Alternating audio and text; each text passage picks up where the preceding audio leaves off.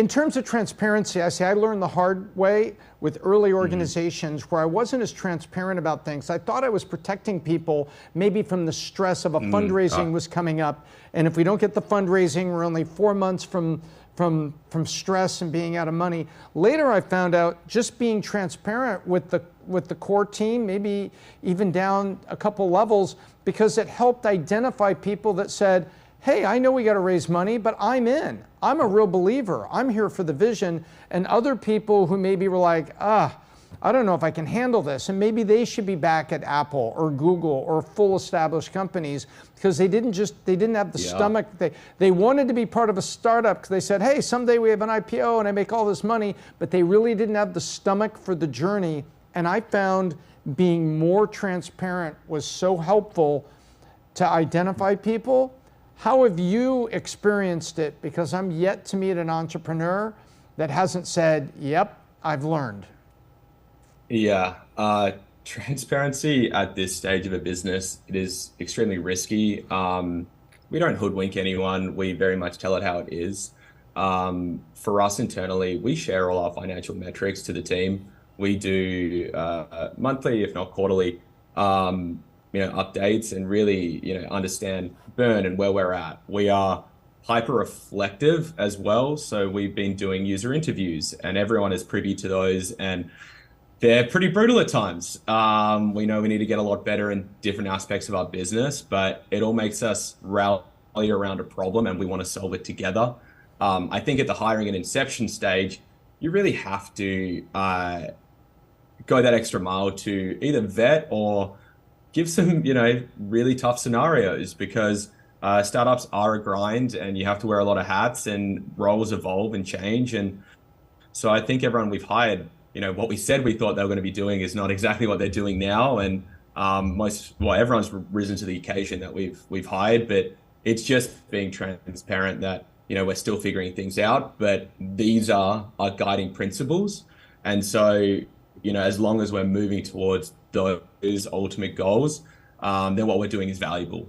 So that's how we like to lead, is through that kind of North Star method. Love it. So 2 topics and then we'll wrap here. Culture. What is the culture of Checkmate? Because when people start companies, a lot of times they say, this is the culture we want. And then later you'll find out the reality of the culture you get and what the reality of it is. How have you established the culture and what is that culture at Checkmate? Yeah, it's interesting because that's one soft skill that I think is not really taught a lot at other businesses, is around forming and establishing culture. Fortunately, we've had some really great investors and leaders around us. One person who's been starting to do a mentor on more of the culture side is a man, Tim Kendall. He was CEO of Pinterest and president of Pinterest. He was also at Meta in the early days. And so we've also learned from other people like Brex, for instance. We have some of their leaders as investors. They describe their culture as a team, which is you cheer for your team if they're doing well. If they're not, we're going to have a hard conversation. For us, we're a mix between family and a team. We are so small and nimble and we spend so much time together that I truly love everyone that I work with. We are outcomes based. So, if you want to go work out in the middle of the day, that's totally fine. So I think we really rally around problems and then solving it. So that's how we build it. We are also very casual. I think we've taken the Australian stride where we wear t-shirts and we like to go to the beach and we'll go for a concert together. And so I think creating meaningful relationships and really truly being honestly ourselves has made communication a lot more fluid. I love the concept of doing things together, going to the beach, grabbing everybody's +1s and your dogs and going out and just kind of having fun and truly establishing the sense of family and grabbing a concert together. There's a lot of that happens at Valuetainment, and I think it's incredibly valuable to build those bonds. Okay, last bit. You've done this more than once. So what are a couple lessons or learning that you can offer to entrepreneurs that are making the step with a new startup, and advice for those that maybe are a couple years into it and you know it's going to be successful. In other words, you haven't died. You've got your initial customers, you're selling to them, you're actually turning something of a profit. To those two groups, because you have a perspective, what advice would you give the ones that are at the earliest point of startup, probably scared to death, trying to raise money, friends and family, bootstrapping, all that? And then what advice do you give the ones who maybe on that third anniversary, you know it's working and you're moving along? What advice would you give to them, since you've got such a great perspective based on your career? Yeah. I mean, there's so many ways that I guess we could tackle this, but I think two aspects of it. People have always given me my opportunities in life. So surround yourself with really quality people. I think that is both, in partnership world, but also with people you want to work with, people you want to emulate or you're inspired by. Follow good people. Being, really bright and gifted is one thing, but I think really just learning and being open to experiences has put me in really good stead. And then two, something that people don't necessarily talk about as much is keep healthy. Go for a run. I think stress is really, it's a roller coaster.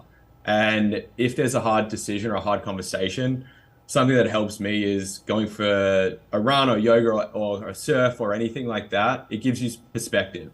Everything seems like the end of the world at one point. And if you just put it in perspective, I think I get personal clarity. And I think it also helps me communicate with our other team members in probably a more relaxed manner when it might not be going as well, or it might be going really well. So I think looking after yourself in both capacities is really invaluable. Excellent. Okay, and so for people to use Checkmate, it's go to joincheckmate.com, correct? That's right. Yeah, joincheckmate.com. Give us a go. What do they do when they get there, and how do they best take advantage of it, in your words?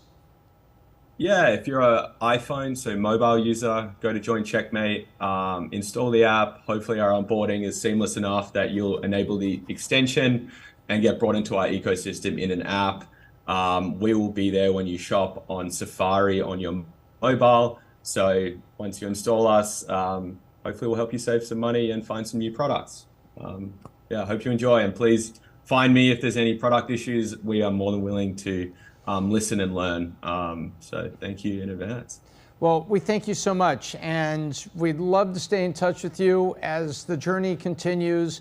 Please check us out, the Vault Conference and Valuetainment, because we are all about entrepreneurs. You've done this more than once, and so we appreciate you being here. We appreciate this advice, which I think is going to be useful to other entrepreneurs around the world, whether running a t-shirt company in Berlin or a tech company in Silicon Valley. They all benefit from learning from people like you that have walked the path before. So thank you so much, Harry, for being here, and best of luck to you and Checkmate. Thanks, Tom. Really appreciate it. Thank you for having me.